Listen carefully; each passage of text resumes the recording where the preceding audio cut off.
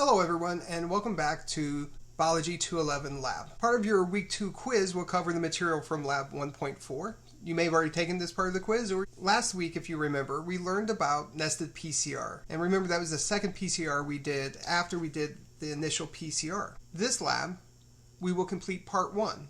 That is the analysis of your nested PCR. And then we'll talk about DNA sequencing. Then you'll work on making the second figure, that is the nested PCR. Remember, in the last lab, you made figure 1 of the initial PCR. In our next lab, you will get some feedback on figure 1, figure 2, and your introduction via peer editing. You'll also want to start drafting your lab report introduction, because in our next lab, you will want to have a copy so members of your group can look at it and give you some advice based upon the rubric that we're going to be grading you on. Within this PowerPoint, we're going to have a brief exercise on proper paraphrasing. Due this Thursday at 11:59 p.m. will be worksheet 1.4. Figure 2 with figure 1 and the introduction will be due next Tuesday, that is of week 3 at 11:59 p.m. However, I would recommend trying to get both the figures and the introduction completed this week, just so you have it off your table and you can move on to other assignments. But that will be up to you. As you can see today, we're going to look at some gel electrophoresis data of the nested PCR. We're going to understand how the sequencing reactions work, and then you're going to make figure 2 and start on your introductions. So looking at the diagram again, analyze the nested PCR and set up sequencing reactions, and then tomorrow we'll analyze those results from the sequencing. Now the next several slides go over how to set up your gel and how to set up the order in which the gel will be loaded. I'm going to leave them in the PowerPoint so you can look at them, but it's not as relevant that we go through each of those steps in this online lab. Rather, it's more important for us to jump to the analysis of the gel. So let's talk about interpreting the results of your nested PCR. So here's a diagram of the way a figure might look, where you have your molecular weight markers here, lanes 2, 3, and 4, and 5. 2, which has the kale or the cabbage. 3 has the Arabidopsis genomic DNA. And then 4 has the plasmid with the Arabidopsis gene on it. And our 5th lane here is our negative control with just water. So let's address a few questions here. And as I go over these questions, I really would like you to hit pause, think about the answer, and then hit play again to see what the answer is. So why do we see fewer and smaller bands in every nested PCR lane compared to the initial PCR? Now typically what we see in the initial PCR is we'll see more than one band, because we'll go over why in a moment, and the band is larger. So hit pause, think about the answer, and then hit play again. And the answer is the nested primers are designed to amplify a smaller portion of the gene. Remember that if this was the DNA here, the initial primers were here and here, but the nested primers are a little bit further in, here and here. And so our nested PCR product is going to generate something of this size, whereas the initial one amplified something of this size. So you can see why it's going to be smaller. That is why the nested PCR will be smaller. In addition, in the initial one, we often see several other bands here. Usually they're not very intense, but they're still there. And that is because these initial primers here, they may bind to other parts of the genome and amplify segments of the genome that are not our intended GAPC gene here. What if we see bands in the water lane? Particularly, what if we see a band right here? What would that mean? Go ahead, pause, think about it, and then hit play again. This tells us that we had some kind of contamination during the setup of the PCR. Because of this, we can't trust any of these data, because who's to say that this contaminating band that we see here isn't also the contaminating band here, here, or here? We just don't know. We have to repeat the PCR. So what if we don't see a band here in the plasmid PCR reaction, and we don't see a band in our sample here, the kale or the cabbage? What does that mean? This suggests that there was a problem with the PCR reagents or something else with the PCR reaction. That is, we did not see a positive control. So if there's no band in the positive control, we assume the PCR did not work properly. So what if we see bands here in our 2 positive controls, the genomic Arabidopsis DNA and the plasmid DNA, but we see no bands in our samples, either kale or cabbage. What does that mean? Go ahead and hit pause, think about an answer, and then hit play again. This suggests that something was wrong with the template DNA from the initial PCR. The PCR worked, right? Because our positive controls work. And we would also assume that we don't see a band here in the negative control in this scenario. So we know the PCR worked. We know there was no contamination. So the only thing that could happen is there was something wrong with the template DNA.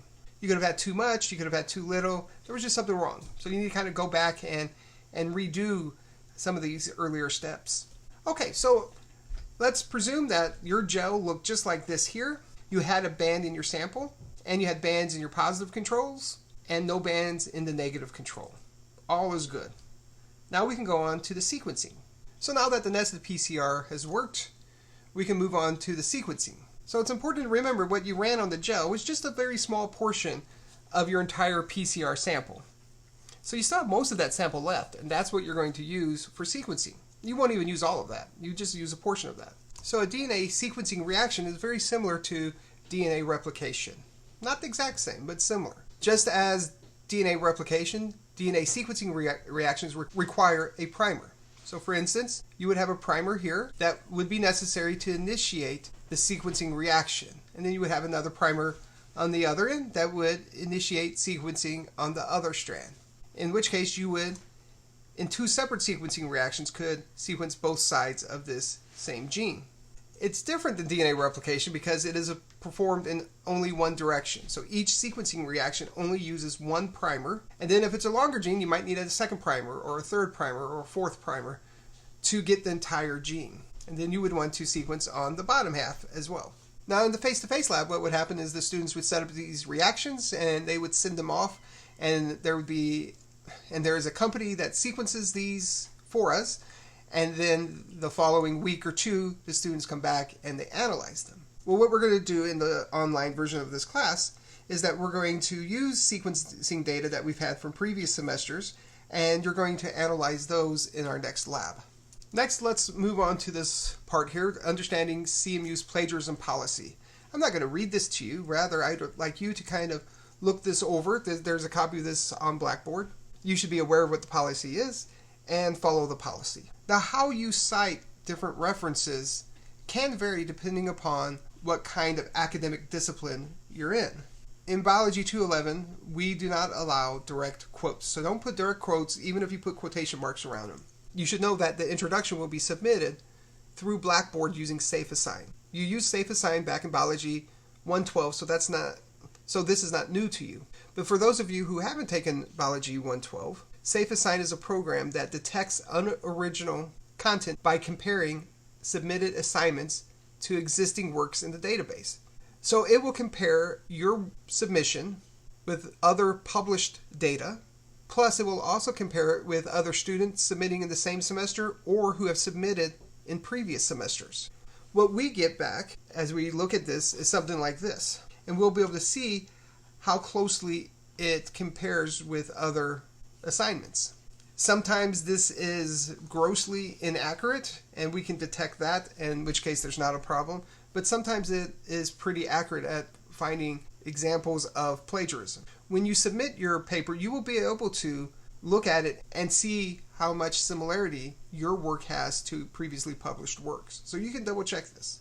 A few tips to avoid plagiarism: familiarize yourself with the basics of the research writing process, including the citing of sources from your writing manual. Make notes on all the sources you consult during your research process.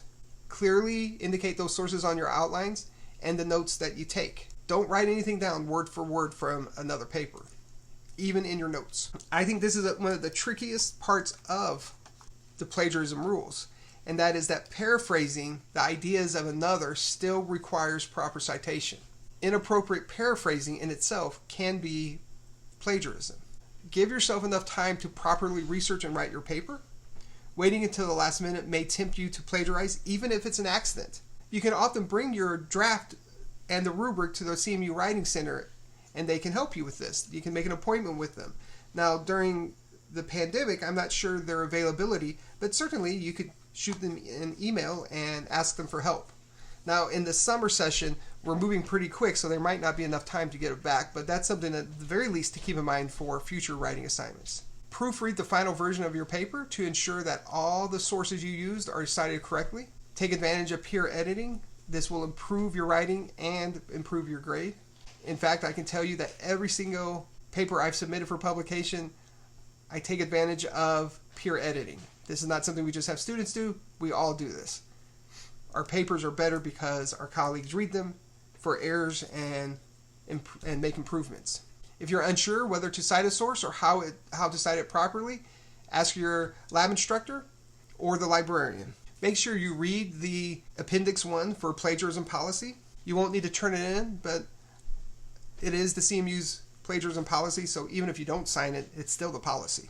Paraphrasing versus plagiarism. It is critical that you understand the difference between paraphrasing and plagiarizing. Changing a word or two in someone else's sentence is plagiarism. Changing the sentence structure while using the original words is also plagiarism. The best way to avoid this type of plagiarism is to do the following. Keep track of references and write down information if it seems relevant and useful. But write it down in your own words. So put all of your ideas in your own words while you're taking notes. While you're taking notes, try not to have the research article or the book in your cite. If you do, you're much more likely to write it down verbatim. These types of note-taking strategies force you to think while you read. The goal is to evaluate and interpret the information you read, and not just copy it. These strategies definitely take more time than copying verbatim, but you will remember it a whole lot better as well. And ultimately, in the end, it will speed up the actual writing process. Now, if by chance in your notes you do copy something word for word, which I don't recommend, but if you do, make sure in your notes you put it in quotation marks so you remember that that is a word for word sentence. Again, using quotation marks in your final paper is not allowed, but in your notes as you're preparing you can. So here's a small exercise we can do here. Here's an original from your Macmillan writing manual. And now someone uses this in their introduction. The question is this sample appropriate paraphrasing or is it plagiarism? As you look at this, you can see that the sample is strikingly similar to the original.